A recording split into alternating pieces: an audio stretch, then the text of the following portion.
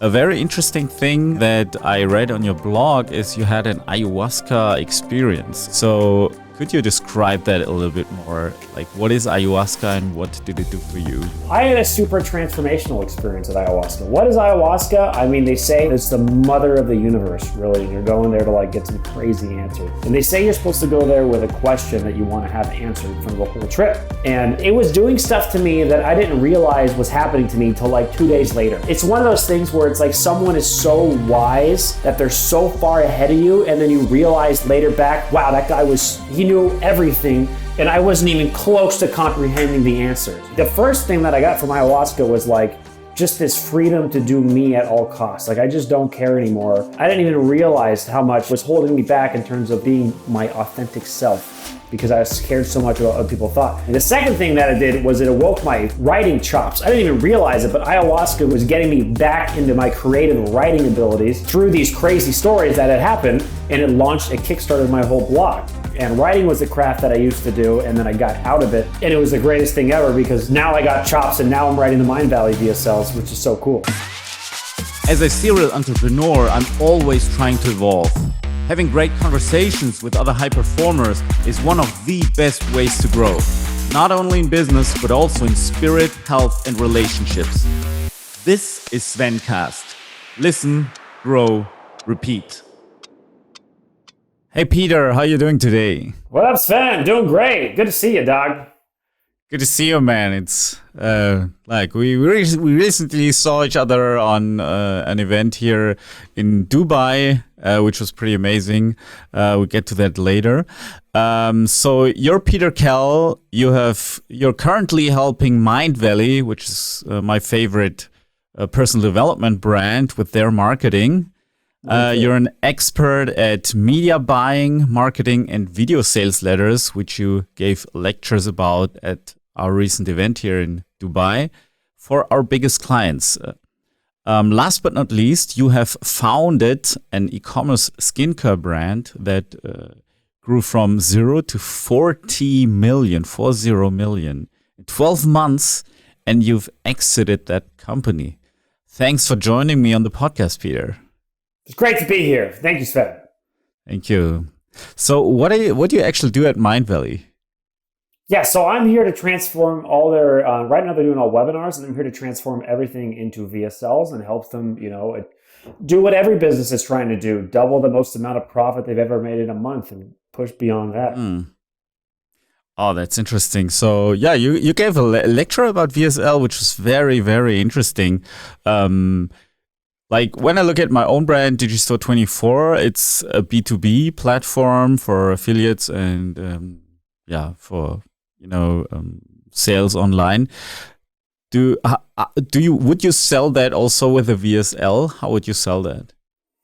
I mean, how do you get people going to join Digistore24? I don't know. I haven't thought about it. How would I sell it? I mean, I'm going to, if I know, I would let you know how I know, but I don't know. I like videos, you can either, it depends what your target market is. I don't think your target market is new internet marketing people. So I don't know if you can just make a how to make $100 a day course and funnel people into there. You need more experienced people. Yeah. So in this scene, I don't know, it sounds like you guys are doing great with what you're doing with events and shit. That's really one of the best ways to attract the big players that can make big heads. Yeah, absolutely. This is our primary way. We create events. We take part in events. I'm a speaker at some events, and then people are interested in joining the platform, and that's been working out really well for me. And a very interesting thing that I read on your blog is you had an ayahuasca experience, and frankly, a lot of people that I respect a great deal actually did that. So could you describe that a little bit more? What is ayahuasca and what did it do for you? I saw the same thing. I saw a lot of successful people talk about ayahuasca, so I was intrigued by checking it out. And I had a super transformational experience with ayahuasca. What is ayahuasca? I mean, they say it's it's the mother of the universe, really. And you're going there to get some crazy answers. And they say you're supposed to go there with a question that you want to have answered from the whole trip. But I mean, I can share my experience with it because I had just gotten out of my previous business, so I didn't really know what to do next. And I really had an insane transformational experience with ayahuasca. The first day, I had the most insane thing happen to me. And then when I woke up the next day, I was like, holy shit, I got to write this down because this is batshit crazy. And for the next like 4 hours, I wrote this blog post about what happened that day. That way I could be ready for the next day because it's 4 days in a row of ayahuasca that we did. And when I finished writing that post, I was like, man, this is the sickest thing I've ever written. I was so like proud of it.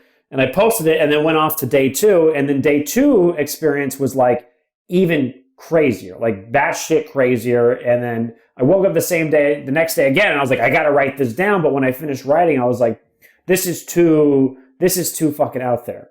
You know, this is too woo-woo. This is too weird. I can't fucking post this. My mom's going to freak the fuck out. I can't like talk about this. So I was really, I had this done, but I was like, I really felt like I just couldn't talk about it. And then I was talking with this other guy there, and I shared a little experience with him, and he loved it so much. And it just made me realize, you know what? There's like not enough content like this out on the internet anyway. And it was like, a lot of ayahuasca is about finding your true self at all costs. So going down all the darkest roads at all costs to find out who you really are.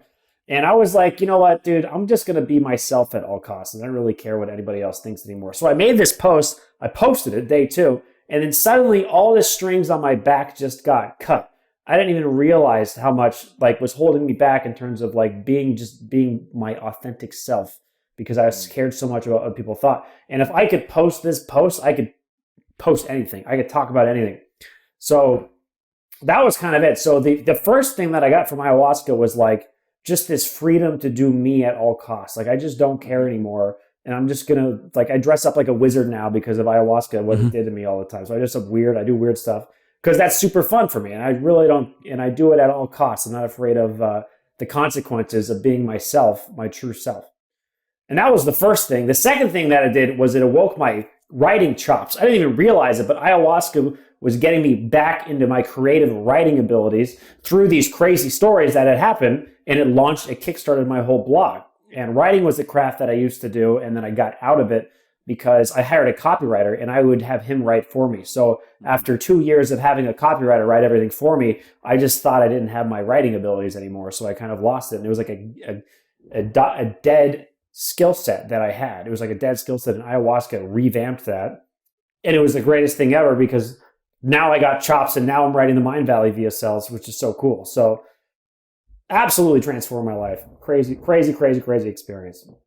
I highly recommend ayahuasca. How do you experience that? Is it like you go in with an intention and then you get answers somehow by getting ideas, or like, how can I imagine that? I mean, it's a psychedelic drug. They call it plant-based medicine, right? But where I come from, it's a drug for sure. You're getting lit as balls. And I can't even explain it. It's not at all like acid, because acid has a come down where you feel like you just got squeezed like a lemon. Ayahuasca is so pure, and you wake up feeling amazing. I flew there from I was from Sweden. I flew to Costa Rica. So it was this crazy jet lag. I was so tired, but it just made me so clear and so focused. And I was every single day. It was insane. And I can't even explain how it was 10 steps ahead of me the whole time. I thought I knew what was going on, and it was doing stuff to me that I didn't realize was happening to me until like 2 days later, right? It was just, it's one of those things where it's like someone is so wise that they're so far ahead of you, and then you realize later back, wow, that guy he knew everything, and I wasn't even close to comprehending the answers. So that's how next level, it's just someone that's 10 steps ahead of you and is standing behind you, and you can't even see them. They're that fucking clutch, is that they're standing behind you and you don't even know it. It's that kind of like Yoda level, wisdom. Yeah, a friend of mine told me like that it kind of gives you the ability to think about things that have happened in your life, and you can relive them, and you can somehow change them or interpret them in a new way and see those things from a different perspective. and then like go through some kind of emotional healing. I've also heard that some people actually heal. They are able to heal addictions by doing ayahuasca. There's a lot of stuff. I mean, childhood is one of a huge thing. I was lucky enough to attend an event called the Hoffman Experience, where I got to heal all of my inner child challenges. So a lot of people at the ayahuasca ceremony was going through inner child drama, but I was lucky enough to have that stuff solved. So I was able to go deeper in a deeper way without having to get stuck on, what your dad did when you were 4, right?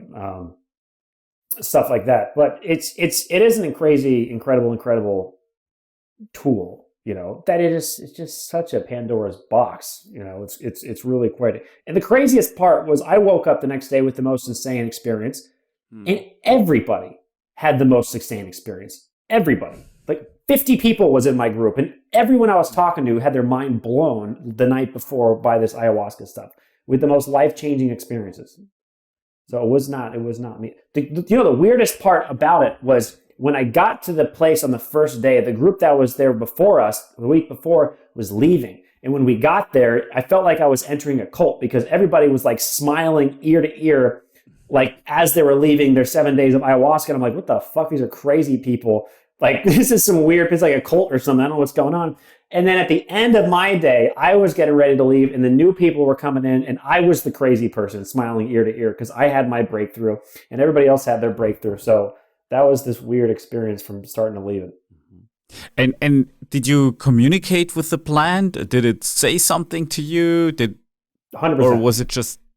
Yeah, it was. So I call it God. Some people call it the universe, but it showed up for me as God in the form of a super hot babe. No, we had a conversation, right? It was a full-on talk. I'm asking you questions. Here you go. Like, I'm getting straight, easy answers. We're having a conversation. It is me sitting down with Yoda. It is, it's Harry Potter sitting down with Dumbledore. That's what it was like. It was like you sitting down with the person you've meant to, the greatest mentor of all time. It's kind of what it was like. Mm-hmm. And would you share what kind of questions you asked? Yeah. One of the main questions that you want to ask there is like, show me who I am at all costs, or something like that. It's like this reveal to you. It's kind of like peeling back the onion layers at all costs. And it started out weird. One of the weird parts was I asked this question. So I wrote this whole thing down in a 4-part blog series. And the first day I went looking for God, and I found her at the end of the day. And then the second day I went, I tried to take her on a date because she was a hot babe, but she turned me down. Okay. And then I ended up being like, okay, well, you're super fucking smart. Why don't you just teach me everything you know, and I'll work for you for free, because you're such a gangster. You've proven to me you're such a gangster. So I did this kind of deal with her, and she turned me into a wizard. Well, I was like, show me who I'm supposed to be, to be the best person myself I can be. And she's like, oh, you're a fucking manifesting wizard. So that's where I got a lot of my wizard vibes from. And then day 3, she taught me how to use my manifesting powers. And day 4, she sent me straight to hell. Mm-hmm. And what did hell look like in that case? Hell was it's my second craziest blog post. It's my second most popular blog post on my blog, because it was there was this dark. It was the last day, and there was this guy from new shaman from Colombia that came in with this dark ayahuasca called yahe. And it tasted like sludge when I drank it. Not like the nice stuff before. It tasted like sludge.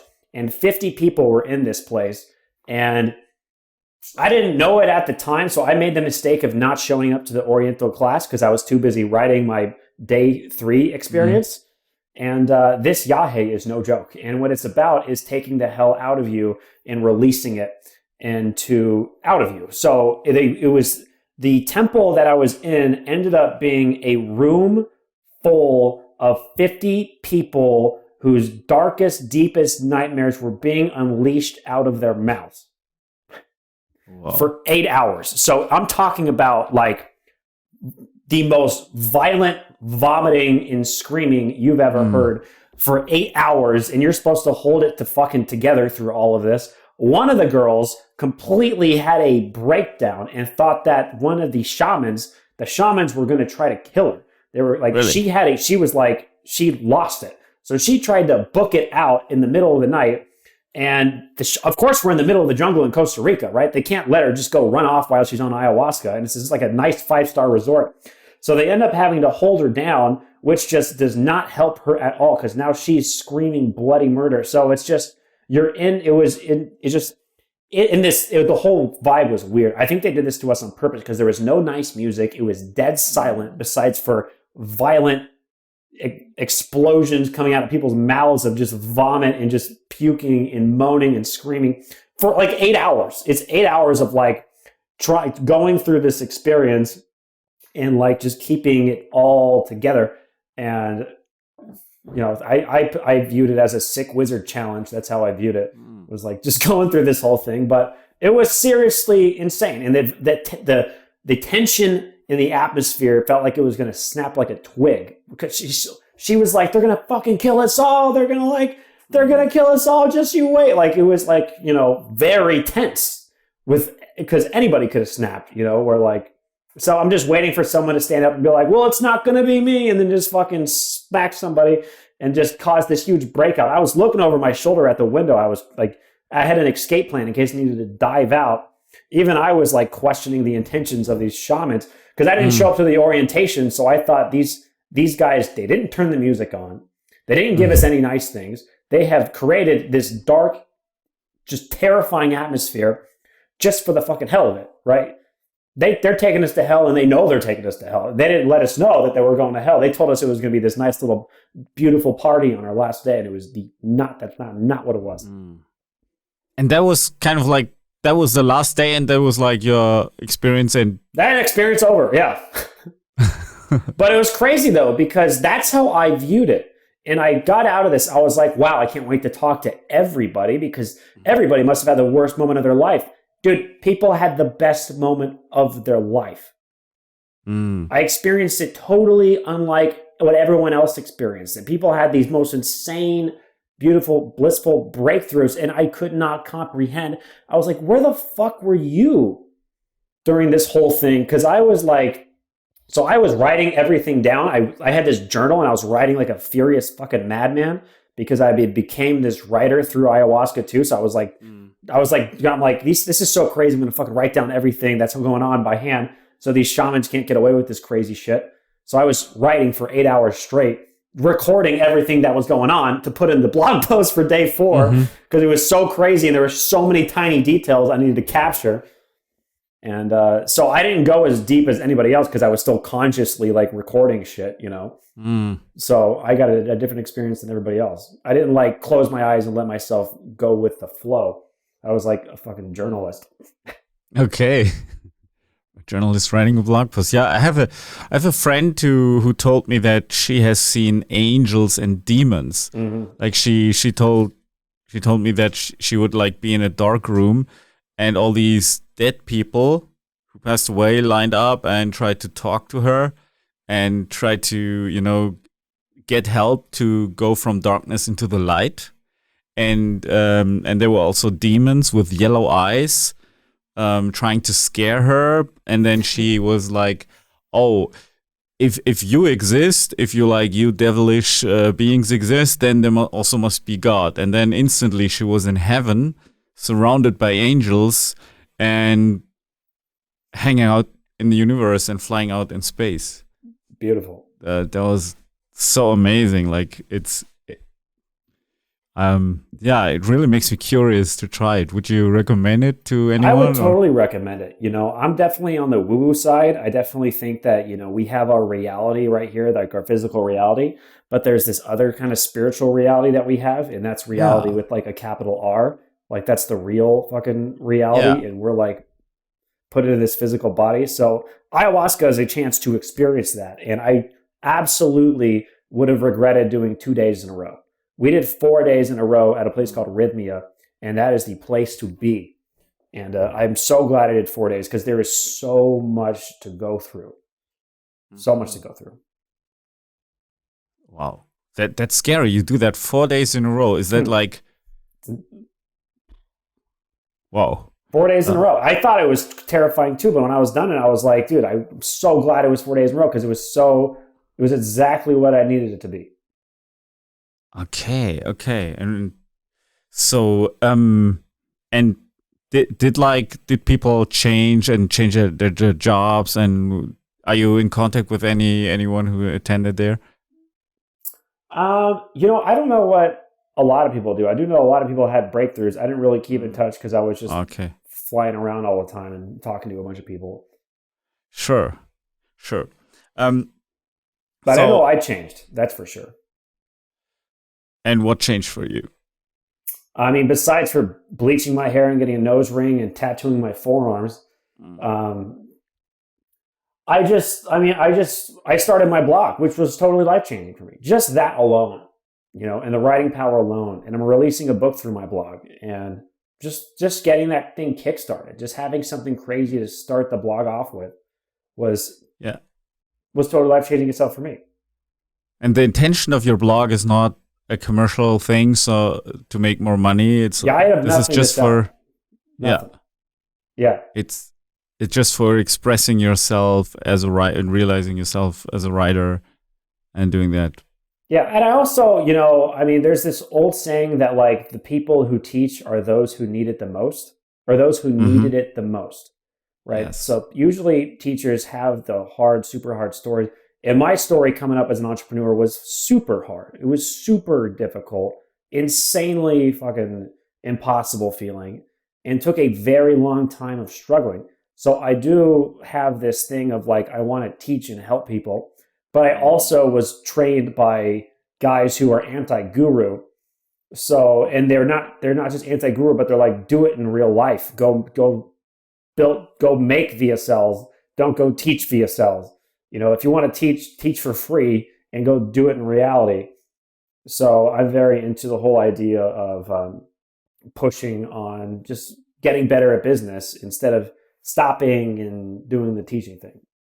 Yeah, when I read your bio, it looks so, from the outside, looks very easy, and now you're this master and VSL wizard. That's pretty impressive. How did you get there, and what were your challenges? I mean, that's a 10-year story. But I mean, I don't know what part of the story you want to start out on. If you want to start on VSLs, I got started with VSLs 4.5 years ago. And specifically, all right, we'll start with the VSL story. So I came from, the supplement space on Facebook, and we were ripping advertorials, and that made us, that just was a shortcut.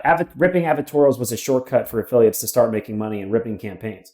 So we did that for a long time, and then Facebook really cracked down, Snapchat and YouTube really cracked down on the supplement game. So we had pivoted, and we saw that was not a game I wanted to be in until it was really white hat, until it was a really good brand that we were building. Like crappy affiliate supplements was really not a place we wanted to be anymore. Yeah. So we pivoted to e-com. So we started promoting e-commerce offers. And for 7 months, I had no idea. I suddenly realized that I had no idea how to sell any of these products. I was good at media buying. I had media buying chops, and I had funds to be able to practice media buying, but I had no idea how to sell a foot insole, right? I had no idea how to sell a pillow. The affiliate company is just like, here's a link to a pillow. I'm like, oh, what the heck? Where am I going to start from here? There's no one's selling pillows. There's nowhere to rip. There's nowhere to go. There's like nowhere, to really do that. So for the longest time, we had no idea how to sell e-commerce products. Actually, 7 months. It was 7 months of smashing my head into the ground. And it wasn't until someone, asked me where was my supercar, because I had a supercar and then I sold it, and then somebody asked where was it, and I didn't have one to show them. And it was really a humiliating experience for me that it really was like, I have to fucking figure this thing out. And so one day we figured out that, hey, we have these advertorials that have crushed it in the past for supplements. What if we just rewrote them? Why don't we just rewrite them? Rewrite it. It was like, is this, supplement help boost brain power? That was like a headline or something. I'm like, okay, what is that? Is this product help insert benefit? Boost brain power was just a benefit. So I started looking at advertorials like they were Mad Libs. You know what I mean? Like a Mad Libs, like just insert benefit here, replace that benefit with my new benefit. And then I'm like, okay, so is this pillow help with, they say boost brain power, I'm going to say fall asleep faster. Does this pillow help fall asleep faster? Oh my God, I have a headline. You know what I mean? And it's like a prove it headline because I just ran this campaign before and it crushed it. So I know this sales formula is like a kind of a good idea. So we started doing that in the middle of the night. One of my friends was a media buyer. He'd come over to my house. We'd smoke a bunch of weed and we just like look at this advertorial together and just start trying to rewrite each sentence, you know, like just rewrite every sentence to just find a flow. And then eventually we started, you know, getting some sales off like some foot insoles that we were selling, and it started working. And it worked okay, but the advertorials that we were renting from, Facebook still didn't like them because Facebook still didn't like advertorials because they were very newsy style. They had a newsy vibe. It wasn't like a first person story blog. It was like a third person news kind of angle, you know? Yeah. And Facebook didn't really like it. So we had some account issues where we were getting banned, but we knew we were onto something with suddenly I was starting to get some abilities to, you know, learn how to sell this thing. And also, mind you, I have read like 5 or 6 copywriting books over the past 6 years before I had gotten here, right? So I had still studied this stuff for a while, but I had never, it was just knowledge in the head. I had no actual real practice. So I had, it wasn't like I just was a cold guy and stepped in and was like, oh, just reverse engineer the headline. Like I had studied a lot of books on marketing and advertising. So I had a lot of knowledge in my head. So that stuff really, with the little things helped translate as we were writing. So one day I saw this video, and I saw this incredible video from the guy who's the actor in the Hulk in the Avengers. I saw this video on my Facebook. I was scrolling Facebook and I see this video come up, and it's this slideshow video. And it's got like 10 million views. And it's this story about how the guy who, before he was in the Avengers, he was like, he had this cancer, and the doctors think it was going to go bad. And it was just, there was no audio, there was no words. It was just sad music and just like BuzzFeed, like his picture and then a slideshow and then a picture of a slideshow and this, and then he did this and then did that. And then he rose up and he became the Hulk in the Avengers. And now he fucking is punching people super hard in like the big screen. So it was this incredible like rock bottom transformation story in a slideshow format. And it had 10 million views. I was like, dude, oh my God. I wonder if we can just take our advertorial and just put it into slideshow format. Like just literally just take a picture and have it slideshow. You know, we learned that people weren't using audio to watch videos on Facebook anyway. Most people are like sitting in their office with their boss around. They don't want people to know they're on Facebook dicking around. So most people don't use audio. So 4.5 years ago, we started doing BuzzFeed videos. And we realized that CPMs dropped on Facebook because we didn't make people click to advertorials. And more people would watch our content now because they didn't really have to read anything. Video was easier to consume. So we started to see how videos were better than advertorials, and the campaign started doing better and better and better. I'll tell you when it all changed, though. It all changed. The campaign started doing better and better. It was still not that good, but it was starting to scale. And it was starting to have some days that were amazing and some days that were bad, but we were really starting to hit the gas. And then one day, I'll never forget this fucking day. One day we were scaling so hard and the ROI had dropped. And I had this day where we spent $72,000 on Facebook in one day. Wow. And we did $70,000 in affiliate sales.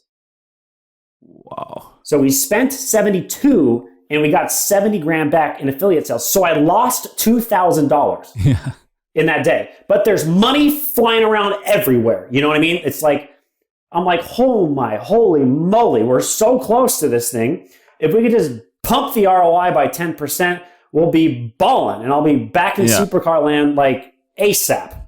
Yeah. So, but I need help because I don't know what to do. I've tried every idea I can over the sun. I don't know what to do. So I was like, who knows VSLs more than anybody? And I remember this guy, John Benson, who, if you guys remember him, he's the inventor of the VSL.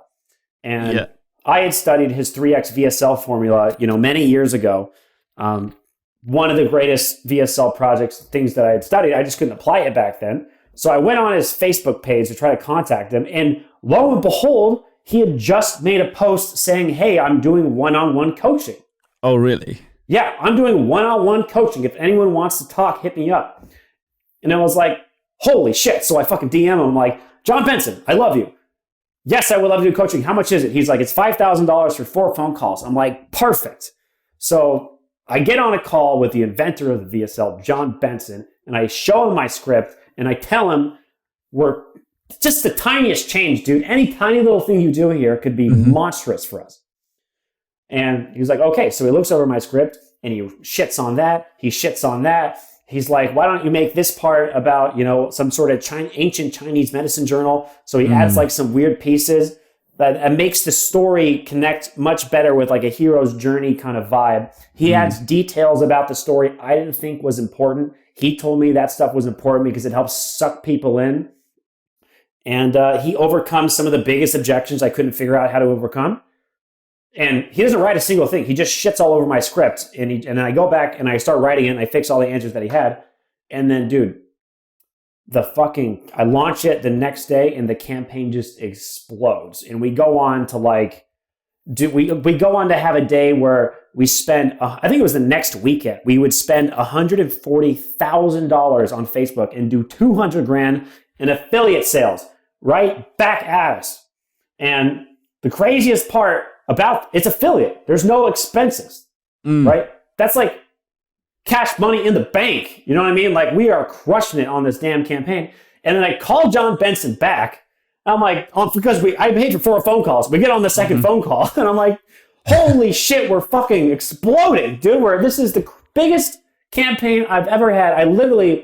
We had 15 accounts I was running on that we hit $140,000 a day. And it was just on my business manager that we hit this. So it was this insane day. I called John Benson back. I'm like, bro, this is insane. We should do this more often.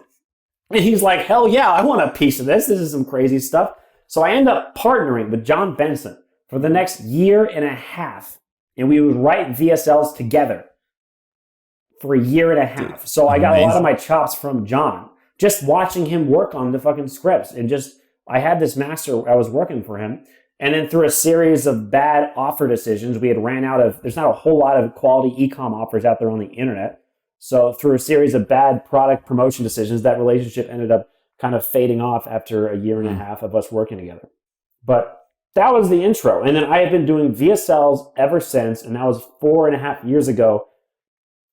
I very quickly discovered that VSLs was the only thing I should be looking at, the only thing that matters. It's the biggest lever I can pull in my business. It is the most important thing in terms of generating crazy amounts of revenue. Yeah, which is one of the most important things, I think. Yeah. Generating revenue. This is very interesting. I also met John Benson about 10 years ago. I was selling German versions of his fitness product back in the day. It was Every Other Day Diet. Yep. Maybe you remember this one. Yeah. It was pretty fun. It was also a great VSL. I loved it. I made a German version of it, and it was really fun. Hell yeah. That's cool. Dude, John's a total legend, man. Yeah. He's really paving the AI copywriting space right now. But yeah, AI copywriting is also pretty amazing. I was so surprised. Somebody showed it to me like a few weeks ago, like what AI can already do in terms of copywriting, and it's amazing. I was really, AI is, I think in a few years, AI is going to self-optimize VSLs and create the best versions. It could, it could. I'm not going to wait for it though. I'm going to get my hands writing and rolling. Sure. Yeah, they're pretty complicated stuff. Are you working with AI at the moment? No, not at all. Are you trying to get single pieces and see if they fit well or give you new ideas or something? I'm sure I could generate a lot of ideas, but the stuff that I'm working on is big 44-page VSLs, so it's deep work on very deep campaigns, and the problem also with it just has to follow formulas. The problem with AI right now is they give you preset formulas. But I don't know if that stuff works. I didn't see it. I get my formulas from VidTow and AdSpy, the spy tools, because I want to whatever ClickBank, the top of Digistore 24, what VSLs are the biggest in the world. Those are the winning formulas of the week. So I break those down and reverse engineer those, and that helps me create a path that I can follow with my next campaign. Yeah. And would you generally recommend focusing on reverse engineering like the top VSLs that are out there? 100%. 100,000%. That's the trick, is rewriting the greats, and the greats were rewritten by other ones before. I mean, and just modeling it. So it takes a while to get to the level where you're so confident that you feel like you can start changing the order of sequences in a sales VSL. So, I mean, it's really dangerous if you're new and you're trying to make shit up, and you're trying to, I think this is a good idea. But research says doing it that way is a good idea, right? So if you're new, it's called listening to the rich people. Don't listen to what they say, watch what they do. And the most successful people think that way is a good idea. And you, who's never made a VSL, think this way is a good idea. Who do you think's right? The most successful people on the internet, or the new guy who's never sold anything, right? I'm going to follow the successful guy's path and for so long until I become so good that I can really start, paving my own way. And I'm so unconsciously competent at this now that I can really feel confident about inventing sales directions, right? That's really what it is. And would you still recommend reading books about copywriting and stuff like that, or taking courses, or would you just study like the great VSLs and try to reverse engineer? So I haven't read a copywriting book in years. I haven't read a marketing book in years. One of the best marketing books I read was 80/20 Sales and Marketing. Breakthrough Advertising was a really good one. Copywriter's Handbook is a really good one, just because for understanding simple copywriting stuff. But I still feel like I forgot half that shit, right? Because that was 7 years ago. So I read them. Maybe it's deep down in the back of my brain. I read Scientific Advertising. I read, My Life in Advertising, and I didn't like Seth Rogen stuff. Seth Rogen never vibed with me. Unfortunately, neither did Dan Kennedy. Dan Kennedy had some good stuff, but it never really vibed with me too hard. But I feel like I forgot half that stuff, honestly, because it's been 7 years since I dove through some seriously studying back then. But what I do, and the way to do it, is by studying the VSLs. I don't take courses anymore, but I go through VidTal like all the time. And I break down VSL formulas. So I get scripts, and then what scene is this about? Like what paragraph, what was the reason that they made this paragraph first? Like, what is this about? Oh, this is the introduction to the big idea. Oh, this is teasing that there's a solution to their life.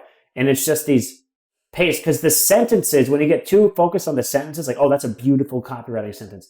It's not the sentences. It's the flow of the message. It is the flow of the message. We're talking about this part of the story. Then we're talking about that part of the story.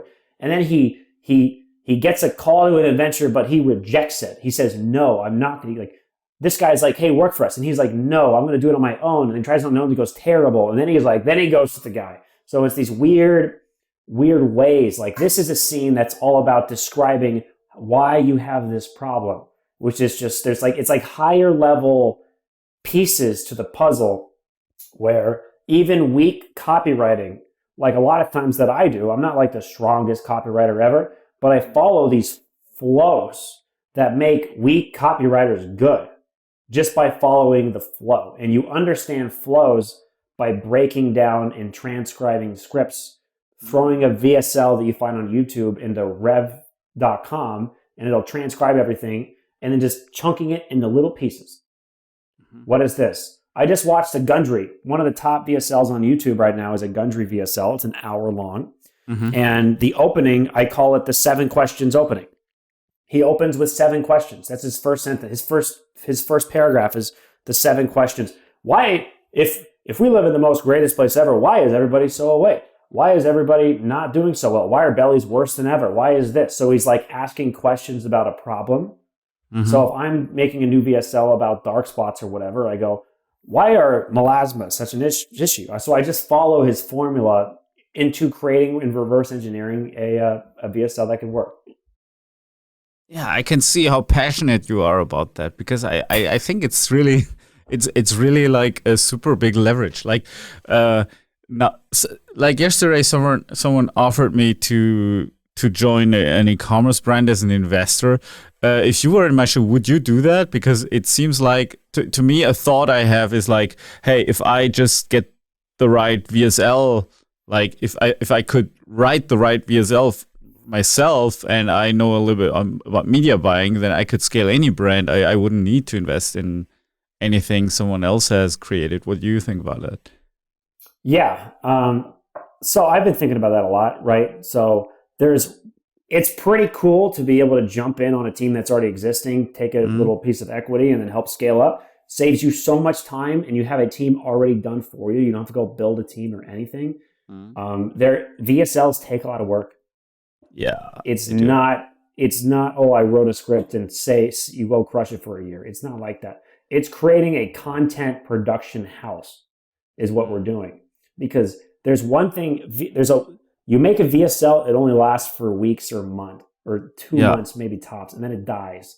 So there's a science behind how to keep a VSL running for years, which is through this thing called leads and hooks. And that takes an entire media house to run that show and keep VSLs live for a long time. So I went without a job for 6 months, or without a team to work with for 6 months, until I found Mindvalley. Because what I'm really doing is looking for the one opportunity, not like multiple opportunities. A lot of guys like diversification. I'm not a huge fan of it. I just like going super hard on one thing. And I mean, Mindvalley has a lot of products, and like so it's not just one thing. It's a big platform, right? It's a huge platform, dude. Yeah, it's a huge platform. So one partnership is what I mean. I like having one deal to work through, not having multiple things. And I want to roll through it to the end. I want to go to the end with this team. So one interesting business model for guys like you or me that I noticed would be almost like an outsourced CMO for a year. So you come in and you already have an exit plan for yourself and go, hey, I'm going to do this, and that. I'm going to take you here, there, and there. And then by the time we're here, your team is going to be so competent, you're not going to need me anymore, because I'm just going to train you guys. So it's not getting a job for 10 years and locking yourself in another trap business. It is like, I have an entrance and I have an exit idea with, piece in between. So you come in for a year and you help out and then you leave, which I think is a really cool, scalable business model. Is that your plan with Mindvalley? Did you limit your time like in advance? That's what I told him. I mean, that's what I've discovered with VSLs, is because I'm working with copywriters and I'm training them. By the time we're a year into this, they're going to be masters of VSL. They're going to have all the skills. The media buying team is going to know exactly what works. The editing team is going to know exactly how to make them. My job is going to be essentially done. They're going to have it ready to roll. Now, Mindvalley is also a different story, because I am hugely passionate about their products that they're promoting. They just did a masterclass on Sadhguru. Yeah. It was like, are you kidding me? I got to make a VSL for Sadhguru? He's got a new course out on how to like overcome, just be happier and like create a more fulfilling life. And I got to promote that on a VSL. Like, personally, I don't really want to, I'm not seeing myself as a place where I could leave. I just want to hang out here for a while and just practice my abilities on these programs. Yes, such interesting content they sell. This is so amazing. I saw an ad that Vision made. I met him once at some mastermind, which was very interesting. He gave a speech about recruiting and company culture and stuff like that, and that how he wants like everyone to be kind of in a personal development process, and each and every employee, team member is in a like Mindvalley is just like one part of their personal development. And even if that would mean that they leave the company at some point doing whatever, then it's still fine, because it's a personal development thing. But everyone's forced to do personal development, and like the onboarding is coaching, etc. It's a very interesting, inspiring mindset where I learned a lot for leading my own company. It's amazing. Same thing here. I've been listening to them for 7 years. Oh, you've been for 7 years? Since when do you work with Mind Valley, actually? No. I mean, I went to one of their festivals 7 years ago, and I've been listening to their stuff for the longest time. I've been using their app Umvana for their hypnosis meditations. I've been doing hypnosis through Mind Valley for 7 years. It has been my go-to hypnosis app for the longest time. Really awesome stuff. Yeah, and I love Jim Quick. Just wrote the VSL for Jim Quick. Love Oh, Jim really? Quick. Yeah. That's been good. I want to watch it. It's coming out soon. It is going to be a sick one. Please let me know when it's done. I'm so curious about it. I'll let you know if it works. If it works really well, then I'll send it to you. If it bombs, then I'll wait a little bit longer. All right. So thank you so much, Peter, for taking the time. That was amazing. Yeah, absolutely. Thank you. As like a last question, how can people reach you when they want to learn more from you, more about you? What's the best way to get in contact with you? My blog, peterkell.com, is a cool way to get more content from me. I'm dropping a book there telling the whole 10-year story. And then I'm also writing a case study on Mind Valley, which might take a while till it's done. But I'm, really... Yeah, you can find me there or Instagram at Zippy101, ZIPPI 101. Shoot me a DM. That's how I talk to everybody these days because I'm just traveling around. Sure. But more information at peterkell.com. I don't have courses or anything. I just do this because I struggled super hard when I started. So I like giving back. Thank you so much, Peter. That was amazing. I'm looking forward to the next time. Thank you. Thanks. See you then. Okay, see you. If you enjoyed this episode, hit the subscribe button and never miss an episode of Svencast again.